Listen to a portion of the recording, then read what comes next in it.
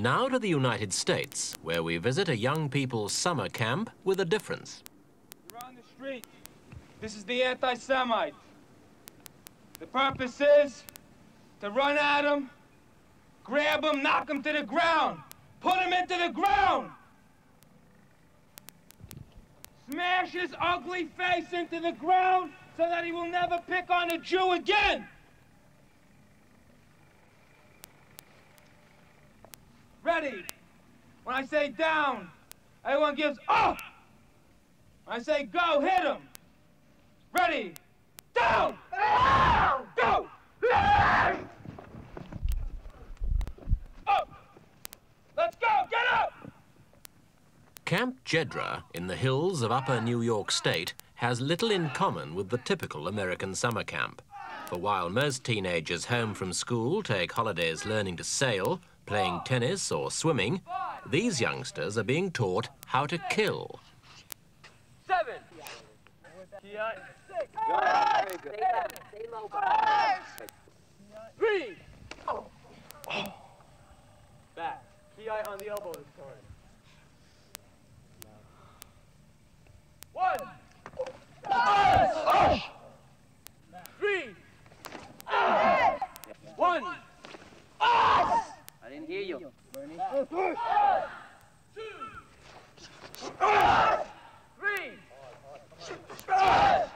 Loud T.I. 2. 3. Stay down. 4. 1. 2. You're going down, Danny. 3. Stay down. 4.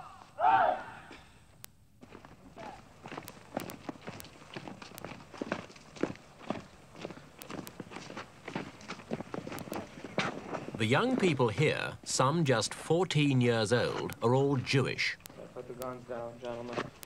The camp's run by the Jewish Defense League, a group of militants who claim 21,000 members throughout the United States. Their aim is quite simply to turn out what they call good fighters, a new breed of young Jews prepared to meet anti-Semitism with violence. This is a 12-gauge riot shotgun, the most powerful weapon in the world. It also has an 18-inch barrel, the shortest legal barrel that you can buy in the United States. This gun is the most powerful gun you could buy. It is capable of killing with 7 shots, 6 shots in the magazine and 1 in the chamber. It's capable of killing between 60 and 70 people in a rapid-fire situation. In a military-style routine that begins at 5:30 in the morning and lasts until nightfall, the youngsters are taught hand-to-hand combat, service drills, and, of course, how to shoot guns.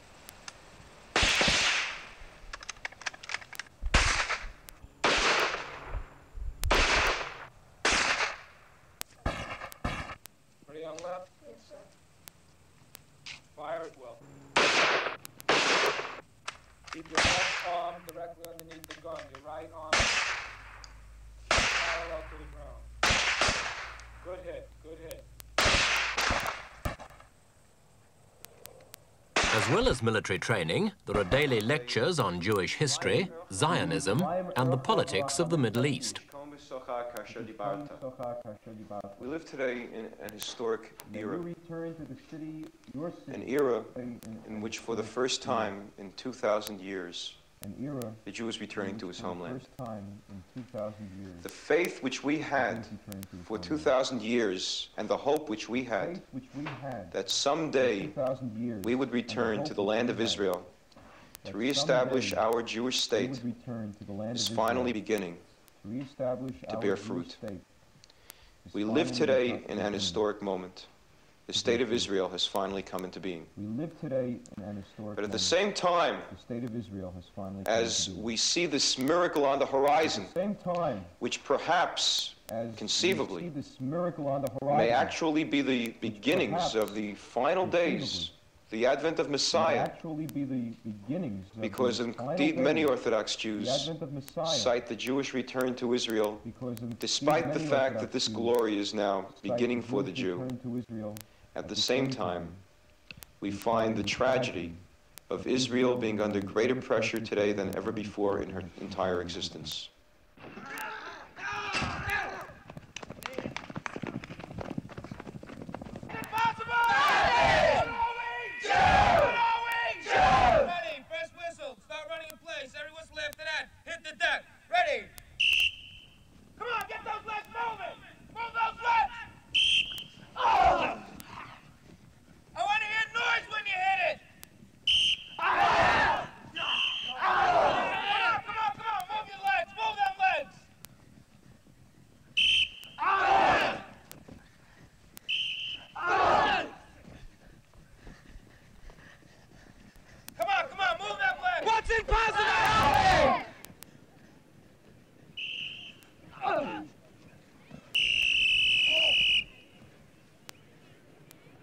There's nothing illegal about this training, though some people might find the methods disturbing.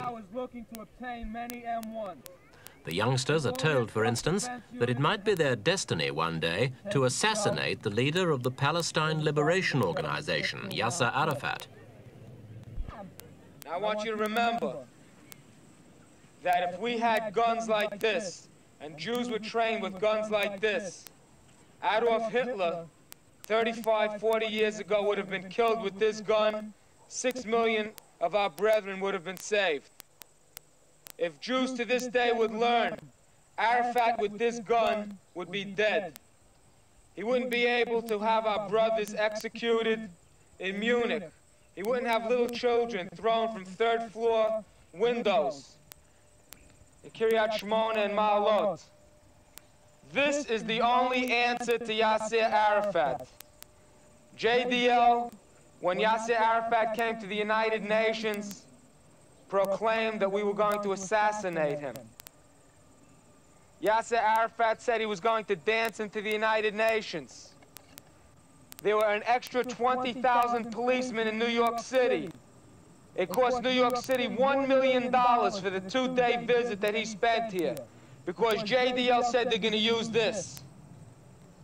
Someday, we hope very soon, we are going to use this on him.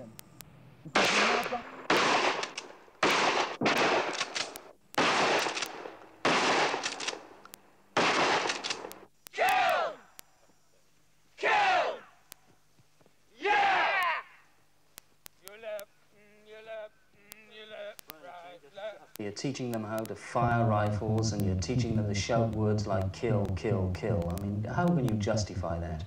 Well, we teach these kids other things also. During the 3 hours of seminars daily, we try to put the rifle practice and the chanting of kill, kill, kill into a proper perspective, to let the youngsters and the oldsters know that they are learning this for their own self-defense. They are yelling words like kill, kill, kill, not so that they can just go in the street and attack any innocent bystander, but so that when they are called upon to deal with a Yasser Arafat, or some crony of his, or some regular local anti-Semite who seeks to beat up a local Jew, a young 13-year-old boy, that that boy should then be prepared to deal with the anti-Semite on the anti-Semite's terms. It's a pretty dangerous weapon to put into children's hands, isn't it? Rifles, guns. Right. We don't believe that we're dealing with children. We, as I say, give them 3 hours a day of intensive ideological training. And let me just say that these 13-year-old children are no less responsible with a gun than some 40-year-old, 50-year-old, or 60-year-old children who have guns. Adolf Hitler was quite old, but he was a child, and he used his child's toys to kill 6 million Jews. I only wish that every one of those 6 million Jews had a rifle. Even the children, those children in gas chambers, had they only had rifles to kill Nazis with, there would be a lot more Jews today. But most of the people in this camp are going back to pretty ordinary American suburbs. Aren't you teaching them to hate, really? What I hate to say is that they're not going back to suburbs primarily. They're going back to inner cities. They're going back to the heart of New York City, Chicago, Boston. And I also hate to say that an ordinary American city today is not what it was 100 years ago. In New York City alone, more than 25 Jews over the age of 60 have been killed in the last month by local predators, be they rapists, hoodlums, murderers, just regular thieves. And we believe that the time has come for these Jews who might someday be the victim of such a thief or such a murderer to know how to deal with that man on his terms, to kill him if it is necessary to save one's own life. And furthermore, we feel that these young Jews have to be prepared to physically defend the state of Israel if the desire ever comes into them to go and make Aliyah, that is, to move permanently to Israel to settle there. We want Jews to defend their people, and we want them to know how. But are you teaching? This is why we're here, to learn how to do this. Because the day we learn how to do this, Jews will no longer be persecuted. The day every Jew knows how to do this, we will no longer be the oppressed people.